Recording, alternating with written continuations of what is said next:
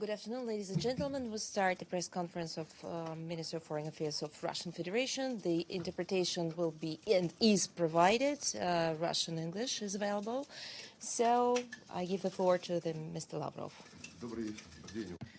Good afternoon, ladies and gentlemen. Thank you very much for your interest in the work of our delegation. I'm confident that you are familiar with those statements which we delivered at the Security Council on Wednesday and at the General Assembly that was just delivered. Our objective was to convey as clearly as possible the vision of our country vis-a-vis the developments in international relations, vis-a-vis our understanding of what needs to be done in order to ensure that the problems that have accumulated in an unprecedented way in these relations, for these problems to somehow be resolved, first and foremost by seeking mutual consent through mutual respect of all states, barring none. This is a policy which is increasingly supported by countries in the global south. However, it is faced with resistance from countries of the collective West, as we now say, the global minority who in both politics and the economy and in information, the information space and culture, even in sport, using dirty tricks, they're trying to maintain their domination or to expand their hegemonic position. For this reason, in contacts with our colleagues, Asian, African, Latin American countries, we discussed in detail and described in detail in response to their questions. We described the concrete aspects of the current stage in the European security crisis. This broke out as a result of the West transforming Ukraine over many long years into an anti-Russia, preparations for it being dragged into NATO, and encouragement of the regime in Kiev, which came to power as a result of a key and the generation of direct threats to the Russian Federation and our borders, as well as the annihilation of everything Russian in Ukraine, in its laws, in its educational system, in terms of mass information, media, and culture, and so on and so forth. So this is a crisis in European security. This is an ongoing crisis. We hope that certain conclusions will be drawn by those politicians who generally analyze and recognize the fact that they will do so. There aren't many of them, but there probably still are some left. And we also see how the countries of the global south, the global majority, how strong their position is, first and foremost when it comes to upholding their national interests. And from that standpoint, they don't wish to join the anti-Russian sanctions, and they don't wish to participate in any campaigns organized by the West when people are pushed into participating in certain events to compel them to speak out in favor of Ukraine, to condemn Russia, and to accuse it of all sins. We also proceed from the premise of our national interests. So everybody who operates in this way, they are prospective partners for the Russian Federation. There were more than 30 meetings with colleagues, and we discussed with them prospects for bilateral relations where there are many new, interesting, and promising projects which we stand ready together with our friends to implement on the basis of mutual benefit. And of course, we will continue to develop cooperation through BRICS. There was a separate meeting held of the ministers at the Shanghai Cooperation Organization. There was a ministerial meeting on the sidelines of the General Assembly of the SCO. There was a meeting of the CSTO, Collective Security Treaty Organization, on cooperation and trust building in Asia. And of course, we trust that all of these regional associations will proactively buttress the processes of reform of the United Nations, making this more sustained and legitimate in nature. And this includes as part of the ongoing discussions on Security Council reform. which we support. I don't wish to continue to speak in this way. I'd rather respond to your questions now. Goes to UN Correspondent Association President Valeria Rebecca, please. Thank you, Mr. Minister, on behalf of the United Nations Correspondent Association for this press conference. It's Valeria Rebecca from ANSA Newswire. So my question is, if Ukrainian President Zelensky withdraws the decree prohibiting negotiations, would Russia sit at the negotiating table with or without conditions? It would be only you and Ukraine, or do you want UN to lead the process? Do you think the presidential election in Russia could be an obstacle to a possible peace negotiation before March? And lastly, Ukraine has announced a peace summit with every nation that is against Russian aggression. How do you evaluate this proposal? Thank you so much.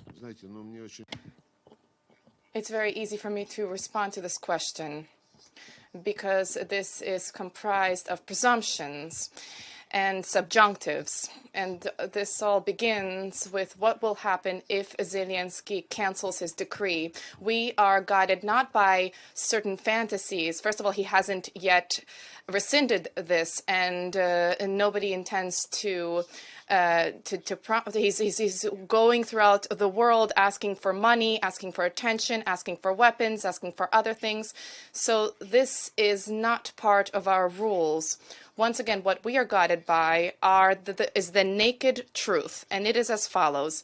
Zelensky and everybody who is governing him in Brussels, London, in one word, firmly say there is no other basis for peace other than the Zelensky format. No other basis for this exists. And the Zelensky blueprint it can be described in different ways, but it is completely not feasible. It is not possible to implement this. It's not realistic, and everybody understands this. But at the same time, they say this is the only basis for negotiations. And in general, there's a need to vanquish the Russian Federation on the battlefield. And that's what we hear as facts. So we draw our conclusions that nobody wants to seriously show an understanding of what is happening, including those who understand don't wish to do so publicly. And under these circumstances, then if they say on the battlefield, fine, it will be on the battlefield. It's fine.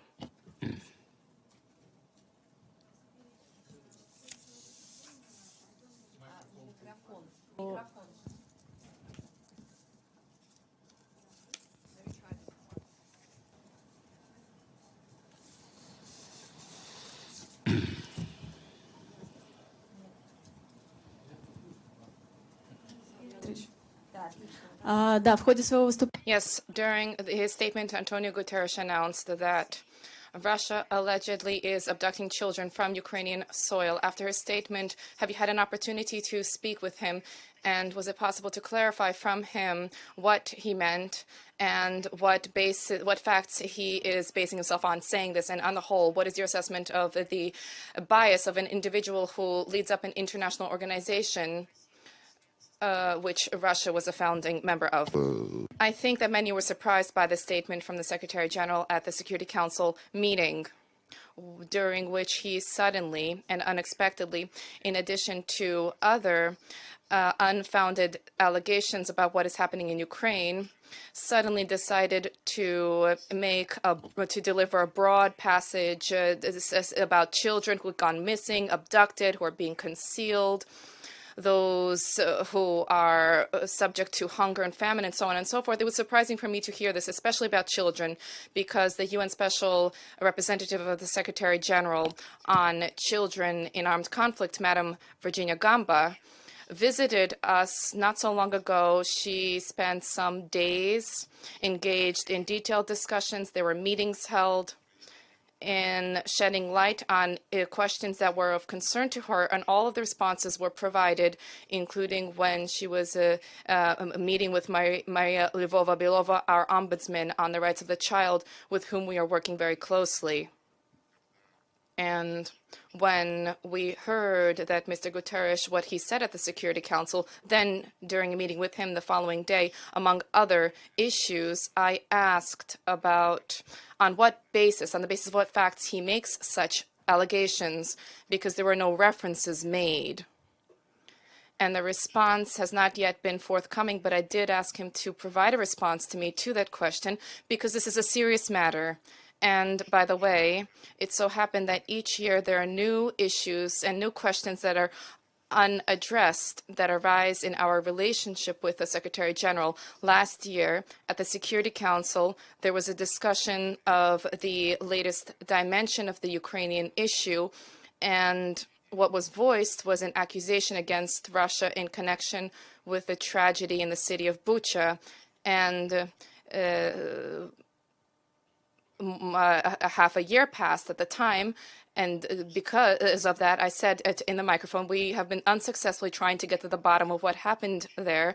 And to begin, we wish to have a list of the last names of those people whose bodies were shown in pictures throughout the world, and they became the reason for the latest outburst of hatred and sanctions lists and so on. And nobody was able to provide us with this response, and we turned to various structures. That's why I turned to the distinguished Antonio Guterres in the presence of all members of the Security Council, other members of the United Nations, in the microphone to leverage his authority to do something that seemed to be quite simple, just to receive a list of the last names of those people whose bodies were depicted in Bucha. And we have not yet received that, nor have we received an explanations yet about a number of other questions. Questions beginning with the poisoning of the Skripals. There have been no documents provided. The poisoning of Navalny, the same in Germany. We are told we won't let you see the analysis in the OPCW. We have this, but Germany is prohibiting us from doing this. Why? That's an interesting question.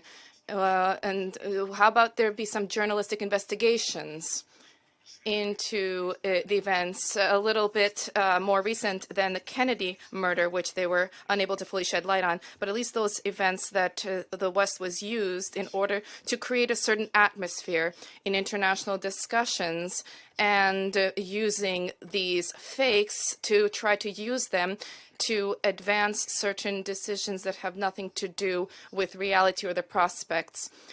By the way, the Malaysian Boeing, which was downed in July of 2014, the question is very simple, and we have not been able to have a response to this. Why is it that when the investigation began to be conducted, Russia provided satellite data, radar data was provided by Russia, and the Ukrainians did not provide data. They said that the radar wasn't working. Then the Americans said we have satellite data, and this data corroborates that this was done by the Russians. But we're not going to share this data with anyone. And the court in the Netherlands is considering the question when we still have a confirmation from the United States about satellite data. And as for the questions of our lawyers, where are they? The data is confidential. We were not provided us with this data, but we have no reason, they say, not to believe the United States. And in addition to all of this, 12 of the 13 witnesses on the side of the accusation remained anonymous. They were not shown to anybody. It's not Bucha. I hope they're all alive. Not just there are no last names for Bucha about who is depicted, but also the witnesses for the Malaysian Boeing. Their names have also not been provided. So, of course, turning back to the question about children, we are, of course, waiting for the Secretary General to substantiate the statements which he makes, because he needs to speak on behalf of the United Nations Secretariat, as is set out in the charter, the main administrative official. And that's the capacity in which he needs to operate, not allowing departure from Article 100 of the United Nations Charter, which states that all Secretariat staff headed by the Secretary General need to be impartial, work impartially in a neutral way, without receiving instructions from any government whatsoever. So we're waiting for responses. Very much, Maria. Thank you, Mr. Minister. It's Pamela Falk from CBS News, you know, from here at UN headquarters. My question is about the Ukrainian children. You mentioned them. The numbers that Ukraine, the ICC, and other prosecutors have is about 19,000 children taken from Ukraine. A few hundred have been returned. I can show you videos. There are specific examples of an interview we did with some children who escaped. What is the plan? When will Russia cooperate with Virginia Gamba or the UN, or begin to return these children in any more expedited way? Thank you. I just said that Virginia Gamba spent several days with us, and we continue to be in contact with her.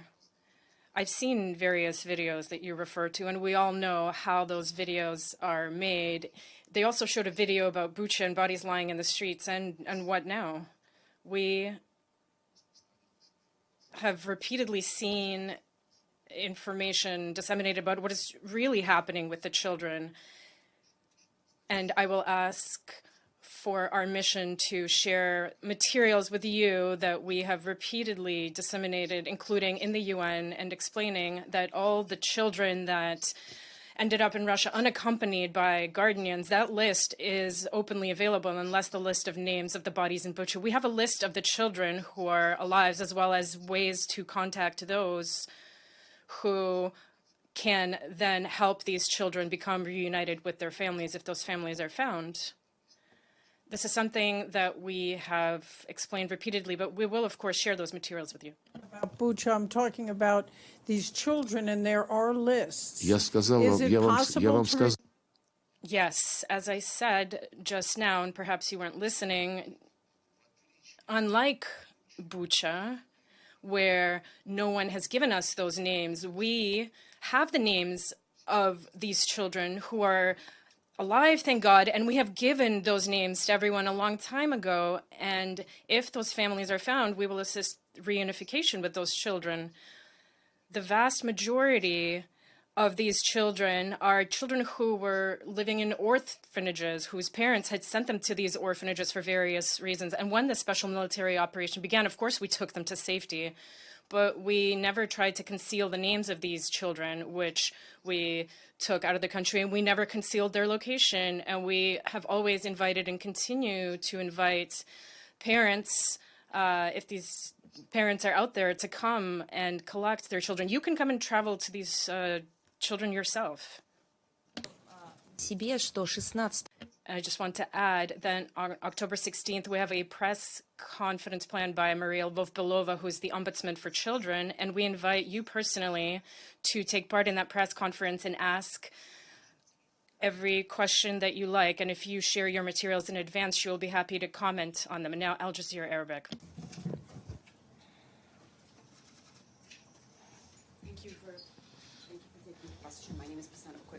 Arabic. In your speech, you mentioned that it's time to restore mutual trust between Armenia and Azerbaijan. Yet what we've seen this week was some blame game with Armenia.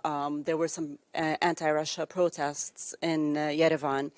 Has Russia lost or is Russian influence in that region waning or declining given its preoccupation with the war in Ukraine? It is not up to me to judge. It would be very arrogant to say that our influence is increasing in the region. It remains the same. It's up to you to decide. Many things are becoming clear right in front of our eyes right now. What is happening in Armenia and a number of other former Soviet member states is that there is a very powerful lobby,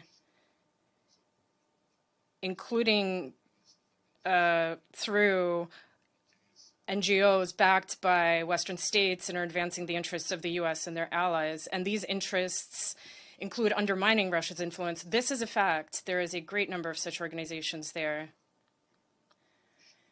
And when there was previous unrest and Mr. Pashinyan spoke out against the former government and demanded justice, we saw all this.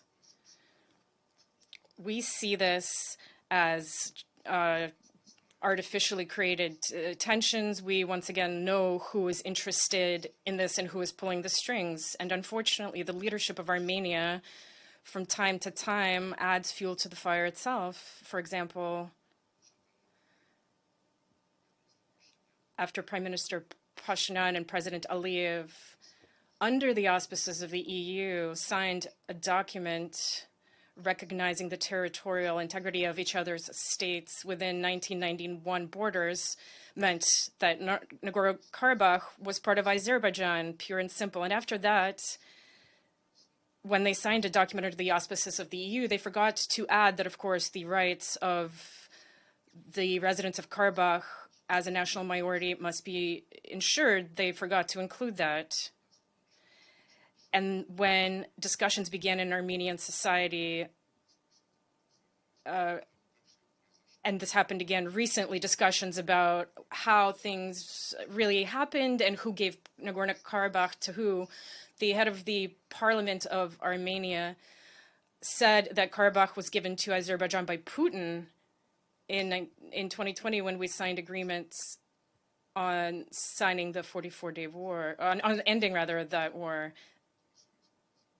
Those agreements, if you're interested, said that Nagorno-Karabakh is within the area of responsibility of the Russian peacekeeping contingent, and it was presumed, this was discussed during negotiations, that the decision on the status of Nagorno-Karabakh would be postponed and would be taken later. So after the Prime Minister of Armenia signed a document acknowledging Nagorno-Karabakh as part of Azerbaijan, it is ludicrous to accuse us of this. Oh, there's a great number of similar politicians with a similar background there, but we are convinced that the Armenian people remember their history, our history, and that they will tie their history to that of Russia and other friendly states in the region rather than those who swoop in from abroad. RT International. Okay. So, yes, please, yes. For CNN. I wonder if you could explain just what is the purpose or value for you of continuing to come to UNGA, for Russia even to continue participating in the UN, given the reported isolation that you've experienced here, the criticisms of structures within the UN and the world order it represents, and even obviously Russia's violation of this central principle of non-violation of territorial sovereignty. Could you just explain your perspective? CNN's questions have become even easier since our last meeting. I work here because there are things to do here. If you want to describe our isolation, you can feel free. You see our delegation meeting with others here, participating in various multilateral events. We are working with those who respect themselves and who will never betray their national interests because someone from Washington has told them to. We know how American diplomats travel around the world and prohibit meetings with our diplomats and with representatives of Russia in general. I'll say the following. The U.S. is a superpower, that's clear to everyone, but to run around like this, threatening everyone, only then to show one's obsession with domineering, well, it's simply embarrassing for a great nation to act this way, whereas we are working with those who are prepared to work with us. I don't have a second to be bored here. I've been working yesterday. I worked from 8 a.m. to 8 p.m., for example. Hi, Minister. This is De Zhishu with China Central Television. Questions on Black Sea Initiative.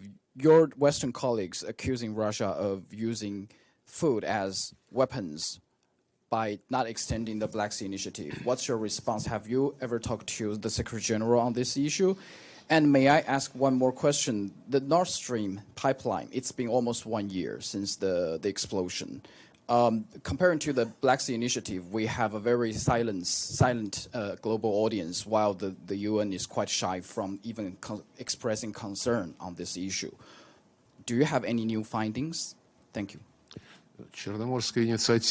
The Black Sea Initiative consisted of two parts. It was a package that was born from negotiations and which reflected the interests, all the interests of the parties, together with the interests of other participants. But while the Ukrainian part of the package was implemented rather effectively and swiftly, the Russian part was not implemented at all. And at the same time, on several occasions, while that part of the initiative was still functioning, the Ukrainian part, the Black Sea corridors that our naval officials opened up for the safe passage of ships carrying grains, those same channels were used, those corridors were used several times to launch UAVs over the maritime space in order to carry out strikes on Russian ships. And we warned we issued warnings several times, and those warnings were not heeded. But the main reason why we left the agreement is that everything that was promised to us turned out to be a lie. I respect the efforts of the Secretary General, and I respect the efforts of Rebecca Greenspan, the Secretary General of UNCTAD. They are genuinely making an effort here, but we have not seen our main agricultural bank return to the SWIFT system, nor have we seen a solution for to allow Russia's unimpeded access to ports in the Mediterranean and others, nor a solution to the issue of insurance, whose cost has risen fourfold. None of this was addressed. And by the way, the Ukrainian part of the package that was signed last year also contained a commitment to once again resume shipments of ammonium when it comes to responsibility for exporting fertilizer. You all know that even before we left initiative, this ammonium pipeline was blown up, and nobody is carrying out any investigations or even bothering to remember about this incident. But when it comes to the Nord Stream, this is yet another example. I am tired of listing them all. It is yet another example of important facts being swept under the rug and a preparation of another package of lies so that then they can build further geopolitical designs based on those lies. This is part of the same list as Bucha, Salisbury, Navalny. The Nord Stream is part of this, as well as the ammonium issue. And going back to the prospects of reviving the grain deal, I was somewhat surprised. We're continuing to work, as I said, with the Secretary General, Rebecca Greenspan, but I was somewhat surprised when the Secretary General, in an interview to you on the eve of the General Assembly, said that he is still seeking to ensure the implementation of the memorandum between the UN and Russia to begin using the corridor for exporting Russian grain and fertilizer, but that this regime should not violate the sanctions regime that has been illegally levied against the Russian Federation by the US and their Western allies. And this is telling. He understands that there's nothing he can do because in over a year he has been given to understand that there is no way sanctions will be lifted or even eased to implement a part of that package. So he is looking for artificial ways to go around those sanctions, and he recognizes that he has to work within those sanctions. And that's how, instead of the Russian main agricultural bank, we have some branch in Luxembourg getting that advantage. We're seeing also attempts with bank transfers to achieve one-off agreements with U.S. banks So what we were proposed is essentially that the Ukrainian part of the deal would be resumed immediately, whereas your part of the deal will be under discussion for another couple of months or so until something can be decided.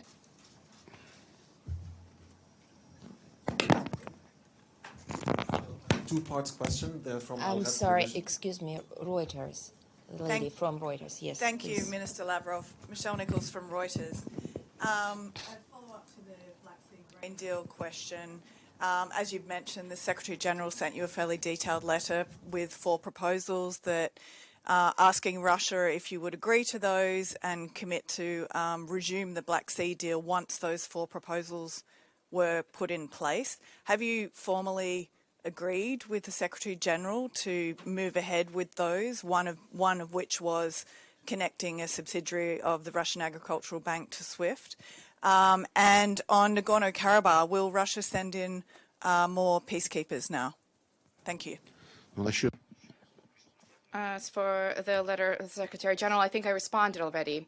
He himself characterized his proposals as focused on not receiving exemptions from sanctions, but rather somehow not violating these sanctions, but at the same time trying to find certain ways forward. The fact that you mentioned the example of the subsidiary of the Russian Agricultural Bank in Luxembourg, this is a subsidiary. He said, well, we'll reach agreement. So tomorrow we'll open the Ukrainian part of the deal, and in 2 months we'll link up that subsidiary. First of all, the subsidiary doesn't even have a banking license. And second of all, it has been idle there. It's in the process of being closed. Simply speaking, this just shows how in-depth the UN experts' analysis is of these issues. Turning now to Karabakh. Our peacekeepers are currently helping to facilitate contacts there between the Karabakh representatives and the Azerbaijani officials. There were meetings held the day before yesterday. I believe there was more meetings today. Once again, our peacekeepers have a presence there on the basis of the importance of their role for confidence building, to ensure that the members of representatives of Karabakh, especially at the beginning, to feel themselves to be safe and secure.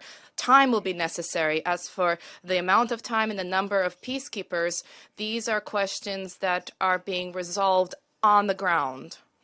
Is it accurate to say that Russia has formally rejected the Secretary General's proposal that was in that letter? Well, if you definitely want to write some garbage and you something unpleasant, if you like the word rejected, then that's your choice, please. We explained to the Secretary General why his proposals won't work. We don't reject them. They are simply not realistic. They cannot be implemented in and of themselves. Next time, please write the truth. Now, when it comes to the recent attacks on Crimea, there was a U.S. reconnaissance plane that was spotted in the area, and this points to the fact that the USA could have been directly involved providing data. In addition to that, we now have this promise from Biden to send long-range ATACMS missiles.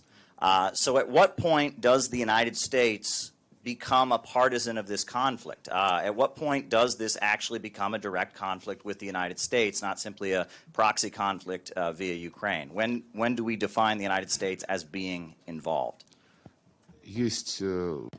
There are legal norms pursuant to which a country is identified as being a direct party to hostilities, and we and Western countries are doing everything possible to avoid them, not to mention them. But the fact that they are effectively engaged in hostilities with us using the Ukrainians as fodder, we see that those who are here present, those who have even the slightest interest in the huge flow of information that and analytical material that is emerging in connection with the Ukrainian situation, they know perfectly well that Americans and the British and many others are engaged in hostilities. They are waging war, first and foremost, through the deliveries of more and more volumes and quantities of weapons. Today, in the statement at the General Assembly, I mentioned the figures about $170 billion at least being invested in Ukraine alone.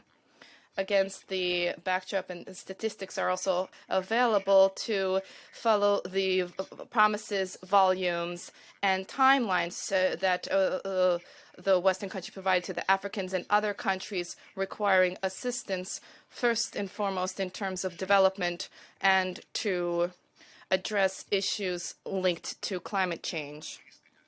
One can compare this even slightly. There's no comparison. Consider the credits provided to developing countries with the IMF, World Bank, and even the International Association for Development. Ukraine was provided with credits of approximately 700% of its quota. Nobody has ever done this, 700% of the quota. And Ukraine's debt is significant. And they have been allowed not to pay this until 2027. Such concessional and quick decisions are not taken were never ever taken with respect to any other country. But so on the weaponry, that's clear. Turning to instructors, that's also clear. There are training of instructors in Poland, in Germany, in the United Kingdom. I am certain that there are instructors working in large quantities on Ukrainian soil as well. And of course, there are many mercenaries there, many of whom are official officers, but the mercenary status allows them to avoid a crossing of that legal threshold. But special information on satellites. We read about the statements about Elon Musk and his Starlink company's position, but military satellites are working throughout. Intelligence aircraft are also located and identified in the air, and U.S. reconnaissance planes, U.S. and British reconnaissance planes, are not only helping to identify objectives and targets, but they are showing where our air defenses are working so that next time they could help. So you can call this whatever you want to call this, but they are directly at war with us. We call this a hybrid war, but that doesn't change the reality. Shad from Al Ghad Television. I have two parts question. The first part, I'm here, sir. The first part, you mentioned in your speech in front of the General Assembly that the world is about to witness a new multipolar system globally. Would that new system make the world a better, safer place, or would it lead to an arms race and a new Cold War? The second part is the United States always say that if the Ukrainians stop fighting, Ukraine will not exist anymore. Does the Russian Federation recognize the sovereignty of Ukraine? Of course. Back in 1991, we recognized the sovereignty of Ukraine on the basis of the Declaration of Independence, which Ukraine adopted when it withdrew from the Soviet Union. And the declaration has a great deal of good written there, including that they will respect the rights of national minorities, that they will respect the rights of Russian language speakers, as well as Russian is explicitly spelled out there. Then this was reflected in the Ukrainian constitution, but in the Declaration of Independence, this was one of the main points for us was that Ukraine would be a non-bloc, non-aligned country, that it would not enter into any military alliances. And in that version, under those circumstances, we supported Ukrainians' territorial integrity when they had some kind of a mini coup back in 2004, when the Americans were dragged in unlawfully, forcing the Ukrainians to conduct a third round of elections, which were not stipulated in the constitution. They ultimately brought their person to the presidential post. And then, even then, we had good relations, working relations with them. But when the third coup occurred, this occurred I understand that all these months I've been poorly explaining it, and even Wednesday I explained it poorly. It happened the day after the signing of an agreement on resolution.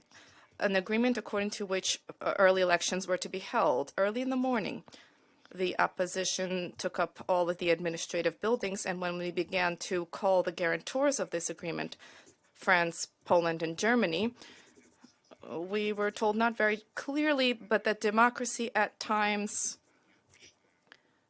assumes these unusual contours. And the first objective for those Democrats who killed more than 100 people in carrying out the coup, the first thing they announced was that they would rescind the status of the Russian language in Ukraine. They immediately announced a crusade of armed fighters in the direction of Crimea to seize the Crimean parliament. These people simply began to protect their homes, to protect their language, to protect their traditions, and they conducted a referendum, quite simply. And Crimea immediately rejoined the Russian Federation. With respect to Donbass, as soon as the referenda were conducted, Kiev unleashed military aviation, tanks, they bombed residential areas and cities, and these atrocities ended 1 year later with signing of the Minsk agreements. And last year, everybody other than Putin who signed on to those agreements, Merkel, Hollande, and Poroshenko, said we had no intention of implementing anything. We needed time to provide Ukraine with weaponry to use against Russia. And most importantly, we were often told, even by the Secretary General, that we need to implement the resolution on Ukraine because the General Assembly adopted that resolution. Very well, if we are to adopt that logic, implemented, but why aren't resolutions on many other issues being implemented, including on decolonization of the Mayotte Island, the Chagos Archipelago? Why is the UK skirting implementation of the General Assembly resolution on the Malvinas? If we were to take those resolutions, we know about the methods of exerting pressure, those methods that our Western colleagues harnessed, they all agreed. And approximately one-third, a good one-third, did not support those resolutions. And the resolution that I mentioned was unanimously adopted on the principles of relations between sovereign states on the basis of the Charter of the United Nations. And it describes sovereignty and territorial integrity. All are must comply with the territorial integrity of those countries whose governments respect the principle of self-determination of peoples, and in connection with this have governments, and in connection with this represent all of the peoples residing on this territory. So to be respected, you need to respect your population. And the United Nations Secretary General, our esteemed Antonio Guterres, in one of his statements, he mentioned the principle that opens the charter. We the peoples means democracy, means that the those governing need to have secure the consent of the governed. And the General Assembly also said that there will be respect for the territorial integrity of those who represent the entire population residing on their territory. When, against Donbass and against Crimea, a war was unleashed, essentially, how can it be said that the governments of these putschists represent the people? Either the people of those territories who last year conducted referenda on rejoining the Russian Federation. So we have no problems with territorial integrity of Ukraine. This was destroyed by those who carried out and supported the coup, whose leaders declared war against their own people, and who began to bomb their own people. Meet on TV, please. Thank you. My name is Shiho Matsuoka, and I'm with Japan's Nippon Television. On North Korea, how do you think their leader Kim Jong-un's visit to Russia will affect the relationship between Russia and North Korea? And what are you planning to discuss when you visit North Korea next month?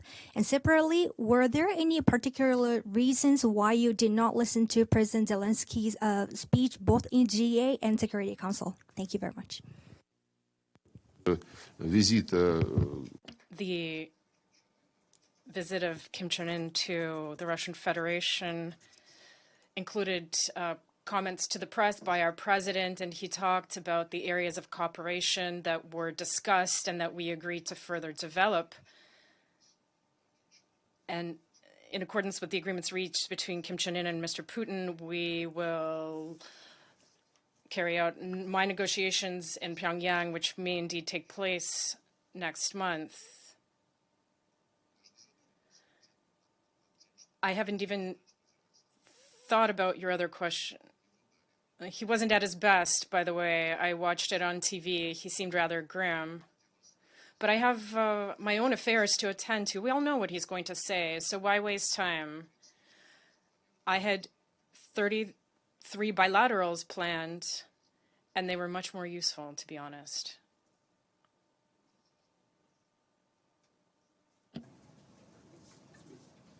Thank you. Thank you, Mr. Is it? This is. Yeah. Please. Thank you. And you will be next. Thank you so much. Thank you, Maria. And thank you, Mr. Minister. This is Abdul Hamid Sayam from the Arabic daily Al-Quds Al-Arabi. I've been asking you a similar question every time we meet about Palestine. But this time I have two parts of my question. A few days ago, the ambassador of the U.S. stood here. She talked about the priority of the U.S. about upholding international law of the U.S. She spoke about the priorities of the U.S. upholding the international law and the UN Charter. And the same press conference, she was asked about the Golan Heights, and she repeated that the country is still upholding that resolution of 2019, recognizing the Golan Heights as part of Israel. So I want you to comment on this double standard. And continuing double standard, every time I ask about the right of the Palestinians to defend themselves, similar to other people who fell under colonialism and foreign domination, then they start talking about two-state solution, and the SG spoke about the example of Gandhi. He wants the Palestinians to follow the example of Gandhi, who has 450 million behind him, not like the Palestinian whose backs are against the wall. Do the Palestinian people have the right to resist their occupation and foreign domination by Israel? Thank you very much. По палестинскому вопросу. On the Palestinian issue, we have resolutions from both the Security Council and the General Assembly of the UN, and we stand for everyone to be guided by these resolutions. When it comes to your first question, I will read out this text and we'll continue after. The Donbas is very important to Russia's security. As long as Zelensky is in power in Ukraine, as long as NATO is present in Ukraine, militia groups backed by NATO, the Zelensky regime itself, all of this pose a significant security threat to Russia, and as a practical matter, the control of the Donbas in that situation, I think, remains of real importance to Russia's security. Legal questions are something else. And over time, if the situation were to change in Ukraine, that's something we'd look at. But we are nowhere near as that. А я сейчас зачитаю оригинал. And now I will read the original. That was Anthony Blinken, an interview to Wolf Blitzer, 8 of February 2022. He was asked about the Golan Heights. The legalities of that question. He started with leaving aside the legalities. As a practical matter, the Golan is very important to Israel's security as long as Assad is in power in Ukraine, in Syria. As long as Iran is present in Syria, militia groups backed by Iran, the Assad regime itself, all of this pose a significant security threat to Israel. And as a practical matter, the control of the Golan in that situation, I think, remains of real importance to Israel's security. Legal questions are something else. Вот вам ответ, пожалуйста. And that's the answer to your question. Thank you so much, Maria. Thank you so much, Minister. A very quick question on Iraq. Yesterday you met with the Iraqi... Yeah, my name is Diyar Kurda. I'm working for Rudaw TV, the largest media outlet in Kurdistan region of Iraq. Yesterday you met with the Iraqi foreign minister, and you know the Russian companies are still operating in Iraq and in Kurdistan region of Iraq. But the Iraqi government could not pay their debts and also duties because of the US sanctions. How are you going to resolve this issue with the Iraqi government while the US is rejecting to waive Iraq from these sanctions? And the second question, you have a good relation with the Kurdistan region of Iraq and also Iraqi government. Now the Iraqi government and the Kurdistan region have disputes over budget issue and also over oil revenue shares. Do you have any engagement or encouragement with both governments to overcome their disputes? Thank you. This is between the Iraqi government and whom? Kurdistan government. Okay. They have disputes. Do you have an engagement with them? And if President Donald Trump says that if I'm coming back to the White House, I could resolve the Ukrainian war very quickly. Do you think if he's going to come back to the White House, you could resolve the Ukrainian war very quickly? Ну, это вы спрашиваете у... Well, you should be asking that of Donald Trump or those who will be helping him do that. The first question was, what if Zelensky were to do away with his decree? Well, we don't engage in these fantasies and inventing hypothetical situations in which we will have to work. We work with real situations that are unfolding. We have a Nazi regime in Kiev that has prohibited negotiations with us. And before it did that, by the way, we did have talks in March and April 2022, and we agreed on things. But then 2 days later, Bucha happened, because I think someone in London or Washington didn't want the war to end. You should read what McConnell said not so long ago, the senator, about support for Ukraine not being charity, but rather being an investment into the U.S. military-industrial sector. And it is something that encourages the entire West to invest in producing weapons in the United States, and thus it helps increase U.S. influence on Europe. They were very open about this. So as far as anything that can be done by anyone, I don't know. But once again, I stress that we were prepared. And what's more, we agreed to negotiations. We came to an agreement in April 2022. And after that, from what I understand, Zelensky was told that if they came to an agreement so quickly, let's keep on exhausting them. And so then they said only on the battlefield. So when we're being asked about negotiations now, Putin has commented very clear that we are prepared for negotiations, but we will not consider any ceasefires proposals because we already did that once and you deceived us.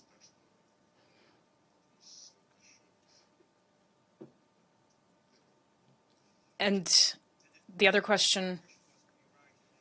Companies are still operating in Iraq. Yes.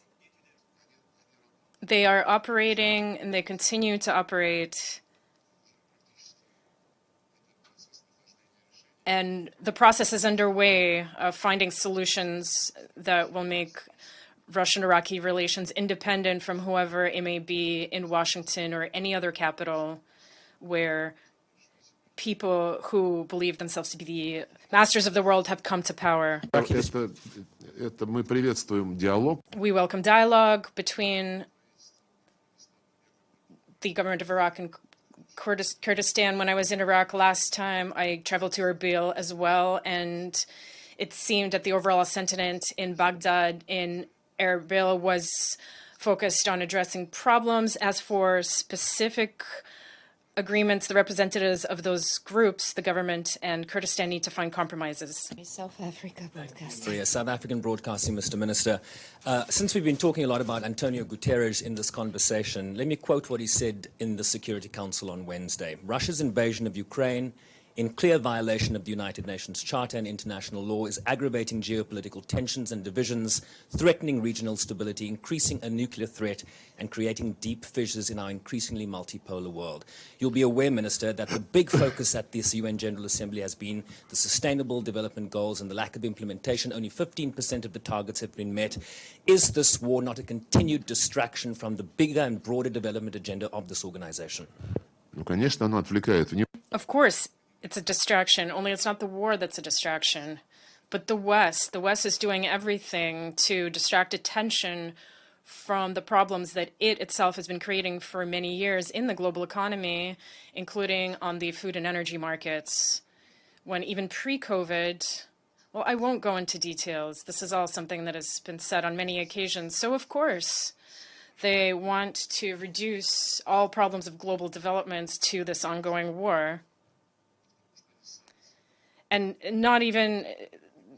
not even that they've introduced sanctions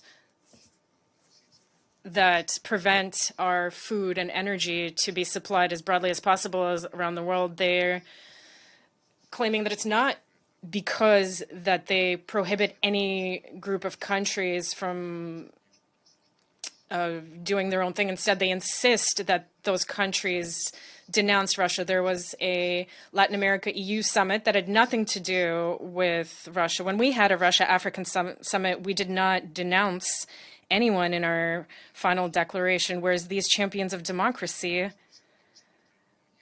I think, just completely exhausted everyone with their incessant demands for the outcome documents to denounce Russia.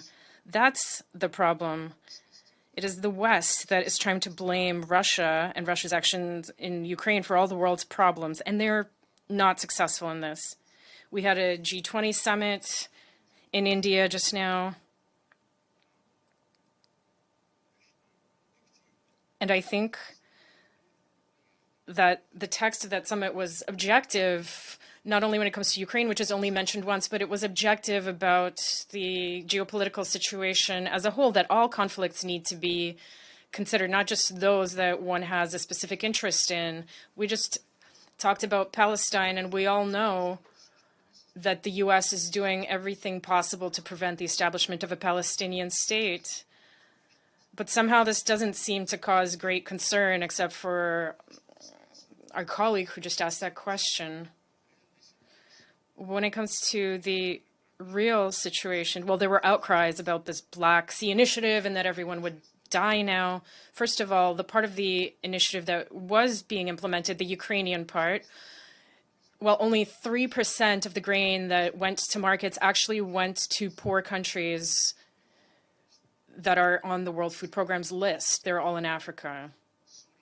40%, 48% of the grain ended up in the EU, and the rest also ended up in countries with above average incomes who have the funds to purchase their food themselves. So those 3% that over the time that the Ukrainian part of the deal functioning that ended up in Africa, we have already compensated those. We will take those same volumes and even increase those.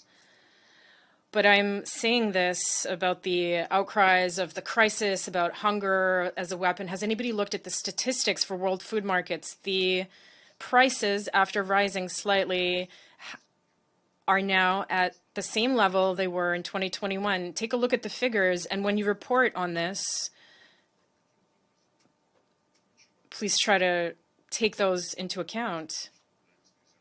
Don't forget that Ukrainian grain is being offered to EU member states in excess, whereas some of those states don't want to buy that grain because they have their own farmers who don't want competition that can bankrupt them. If the European Commission is spending tens of billions of dollars on Ukraine, and it has just pledged 50 billion over 3 years, why does this grain that Ukraine wants to sell and that the EU countries don't want to buy because of the competition, why doesn't the Commission buy this grain and send it to Africa? Why do the northern ports of the EU and the Baltics and in Amsterdam have 260,000 tons of fertilizers languishing there when Africa needs those fertilizers. We said back then that by seizing that fertilizer, you're violating all norms of international trade, but we are transmitting those fertilizers free of charge to African states. It took 6 months for the first shipment of 20,000 tons to get to Malawi, and further number of months for fertilizers to reach Kenya. We are now trying to send 34,000 tons to Nigeria, but all of this is stuck and no one is doing anything, and no one is asking EU member states at press conferences about why they are holding fertilizers hostage and leaving it to rot when countries need this fertilizer. Look at the numbers. Look at the statistics about what's happening on the food markets, the energy markets. Everything becomes clear when you do that.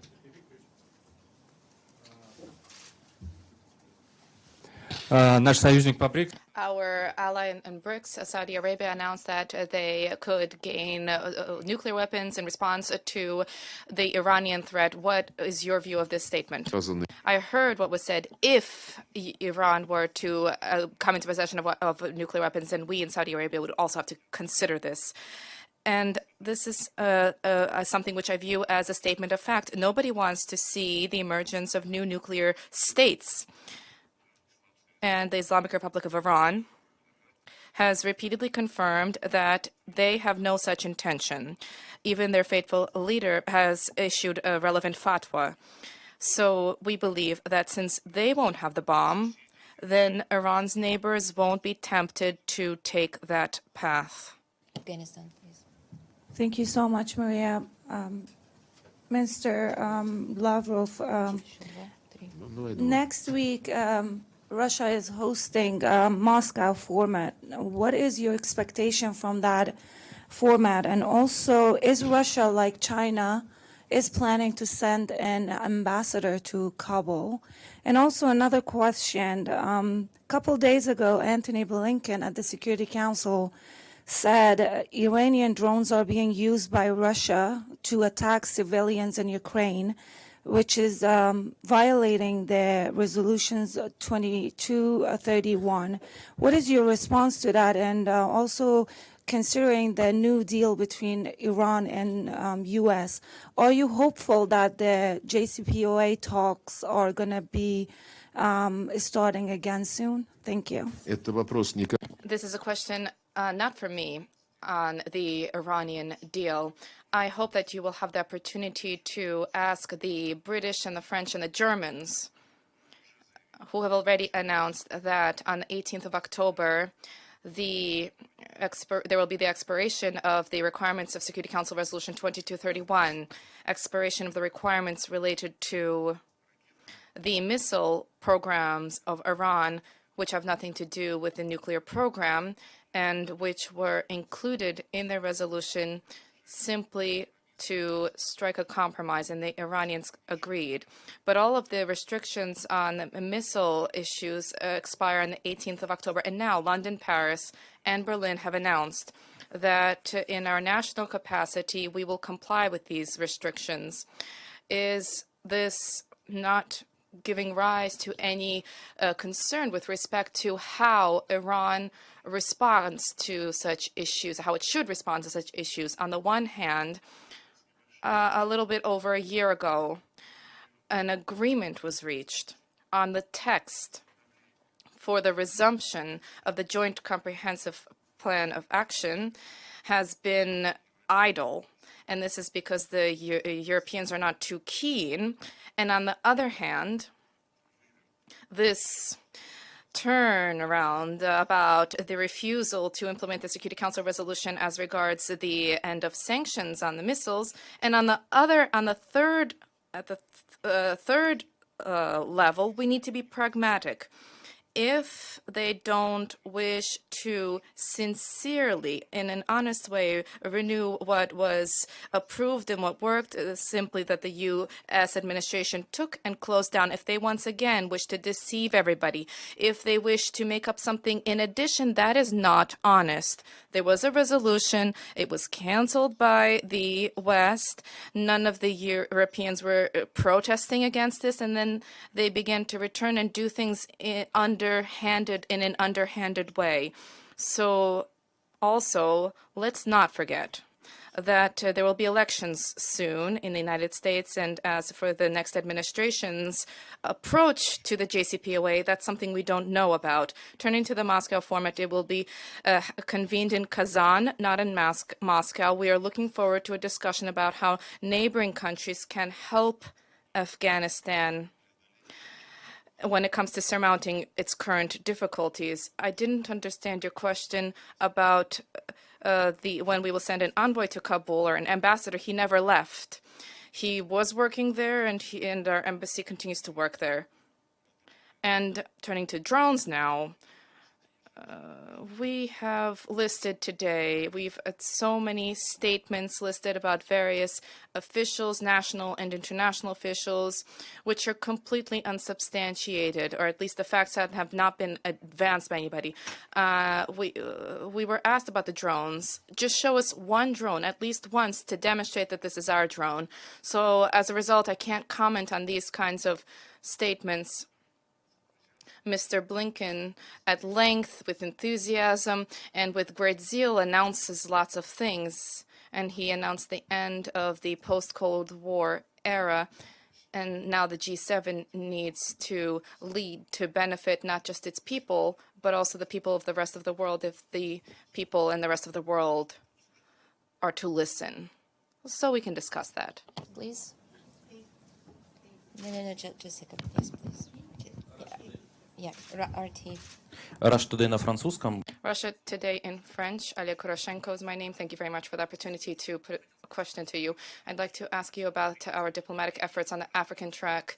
You conducted a number of meetings with your African colleagues. On the whole, how did they go? And I would like to ask about what, in your view, is the source of the interest of more and more African countries, their interest to Russia, and how is our approach different from other major geopolitical players in the region? Thank you very much.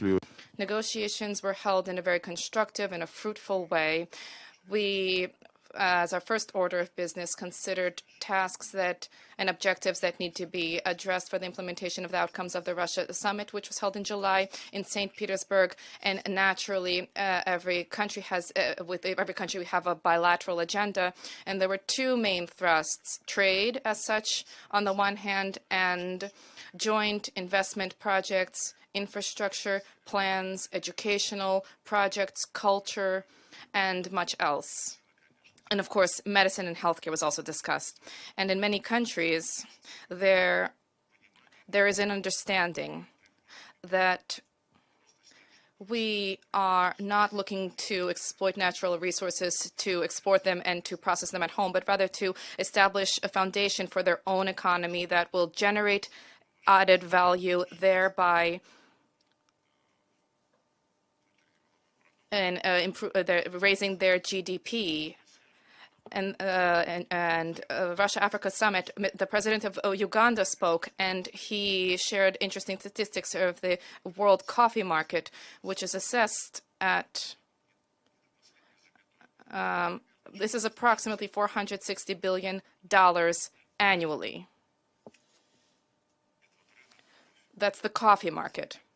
And of this money, Africa receives, I'm afraid to misspeak, but certainly less than 10%, $40 billion approximately, because they sell the coffee beans to transnational corporations. They are roasted, they are processed by those corporations, they are ground, packed, delivered to consumers. And this is a very stark and telling example of how Africa continues to be used as a source of resources in a way that is similar to colonial times. All of our plans, on the other hand, are focused on the development of modern technologies. With many states, we have been engaged in discussions on the deployment of ground facilities for our satellite navigation GLONASS system. We're discussing this Rosatom facilities, including non-energy facilities such as nuclear medicine, the use of nuclear technologies in agriculture. And infrastructure projects are discussed, including the construction of railways.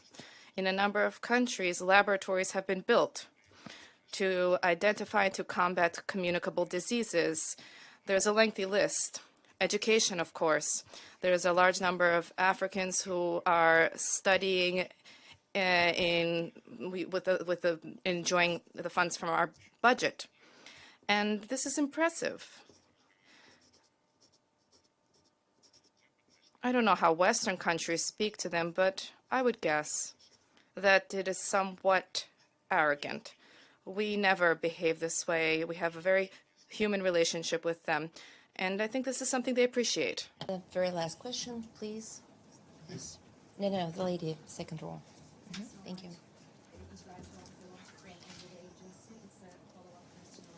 Louder, please, a little bit.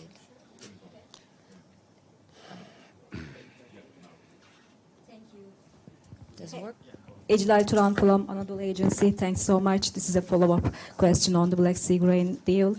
During the Security Council this week, the UN Secretary General Guterres said that some are questioning whether Russia has any real interest in rejoining the Black Sea Initiative.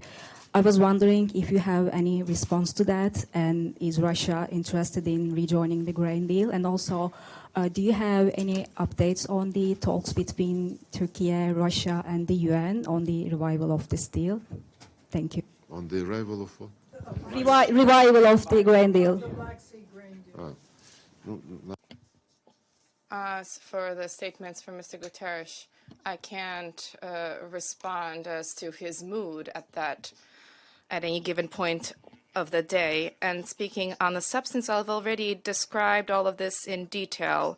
We were lied to, and the Secretary General was misled as if the West would do something. Right now, they directly said we would not ease sanctions to help facilitate the export of Russian fertilizer and grain. They said this directly. And he recently said, I am not violating sanctions. I'm searching for ways to implement the sanctions. So it turns out that Secretary General would be implementing sanctions, but at the same time to find certain approaches to ensure that the West is merciful and as an exemption to do something somewhere there. This is not our issue. We set out in great detail to representatives of the United Nations today. My deputy has been working with Rebecca Greenspan and Mr. Griffiths.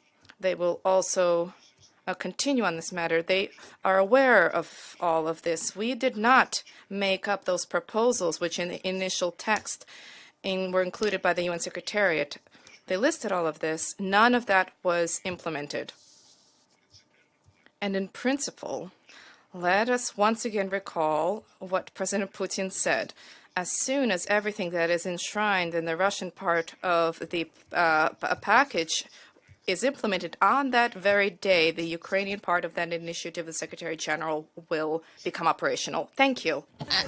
Edith, we have to proceed our isolation and isolate ourselves from you for a while. Thank you very much.